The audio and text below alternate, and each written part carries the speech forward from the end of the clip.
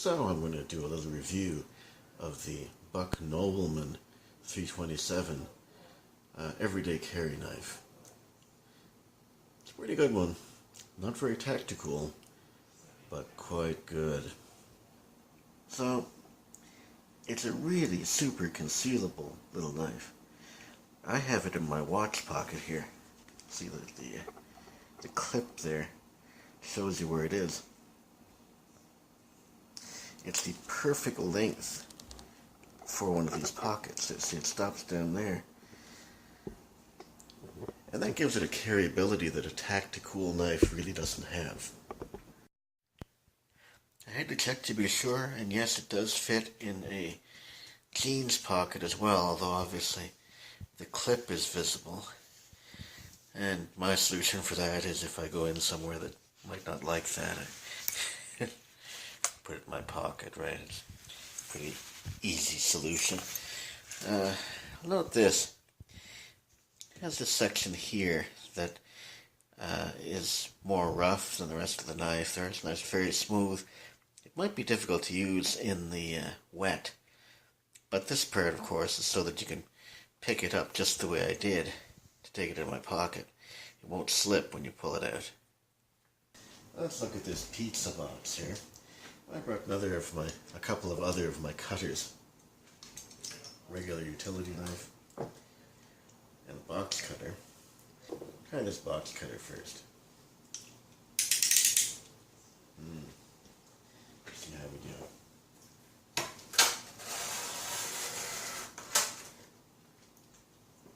It does not a bad job, of course. It's pretty rusty.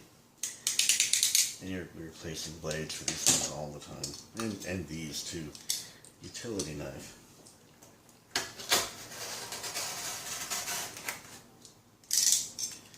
Fine. Now for this little guy. We'll finally get to the buck. Got a lot of features here for cutting. See, fairly quick deploying. That really doesn't matter. I like it, but it doesn't really matter. The shape of the handle is good because you get your finger in there, you know, and give it some force. But there's also, for situations where you need more force, there's another safe place to put your finger right here for when you really have to bear down on something. This isn't really something we really need to bear down on very much. See how much easier that was to cut than either of these. It's a pretty good blade too. It's made of 420 HC steel. This has a frame lock, which makes it very safe as well.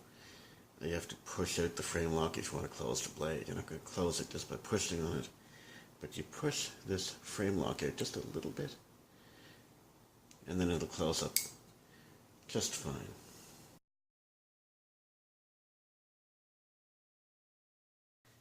This is a piece of an old dog collar.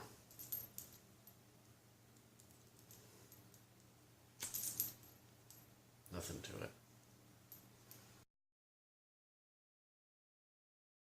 Howdy! Here's a little video update on the status of my little buck knife, my Buck Nobleman. I've got one gripe, but it's easily handled.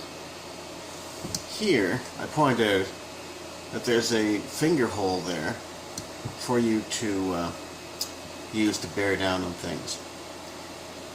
The reality is, when you're cutting plastic or cardboard, which is, you know, mostly what my knife gets to do, I'm cleaning up after a project right now. Cutting through cardboard and cardboard and cardboard. Anyway,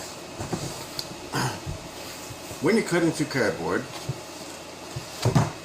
you can have this happen, where you're cutting, and then you suddenly can't cut anymore. You know why? Because it's in the finger hole.